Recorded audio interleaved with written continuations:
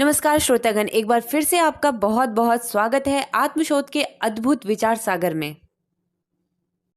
अगर आपको हमारे द्वारा बनाई गई वीडियोस अच्छी लगती हैं तो आप वीडियो को लाइक कर सकते हैं और उसके साथ ही साथ बिल्कुल ना भूलें हमारे चैनल को सब्सक्राइब करना और बेल आइकन पे ज़रूर क्लिक कर लें, जिससे कि आने वाली हर वीडियोस की नोटिफिकेशन आपको आसानी से मिल जाए। स्वामी ज्ञानेश्वरानंद जी न्यूयॉर्क की वेदांत सोसाइटी में 2 वर्ष तक सेवारत रहे। इसके बाद शिकागो में वेदांत सोसाइटी के प्रमुख संस्थापक बने। ये एक प्रभावशाली वक्ता और प्रेरणादायक गायक भी थे। वहाँ इन्होंने कई व्याख्यान दिए तथा प्रार्थना और ध्यान पर एक ग्रंथ प्रकाशित किए। इन्होंने ध्यान की दिशा और सोने की दिशा के बारे में लिखा है कि सोते वक्त सिर को पूर्व या दक्षिण दिशा में रखकर सोना सदा लाभदायक होता है।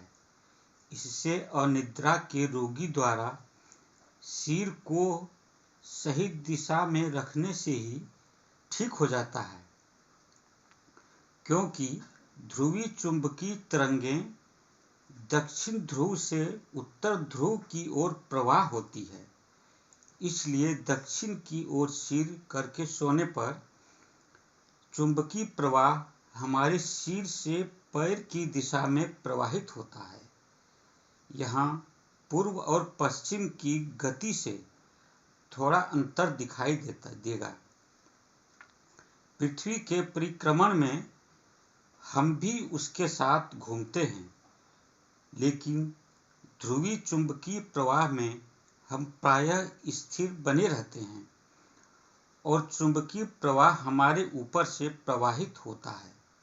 इसलिए सोते समय उस दिशा में सिर रखना बिल्कुल उचित है जिस दिशा से प्रवाह आ रहा है। अब बात रही ध्यान की। यदि ध्यान पूर्व दिशा में मुंह करके न बैठ सकें तो उत्तर दिशा में मुंह करके बैठना चाहिए, क्योंकि ध्रुवीय चुंबकीय तरंगें की प्रवाह दक्षिण से उत्तर की ओर प्रवाह होती है। अतः ध्यान में मुंह उस ओर करना उचित है जिधर प्रवाह जा रहा है, अर्थात उत्तर दिशा में।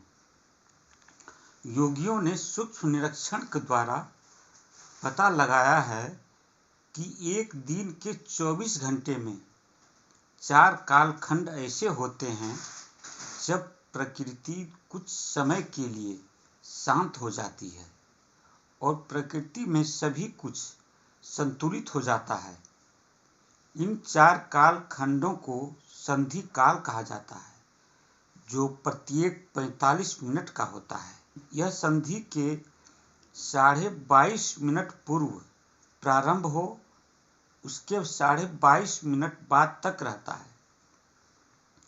प्रथम संधि काल सूर्योदय है, दूसरा मध्याह्न जब सूर्य भ्रूमध्य को पार करता है, तीसरा सूर्यास्त और चौथा मध्य रात्रि।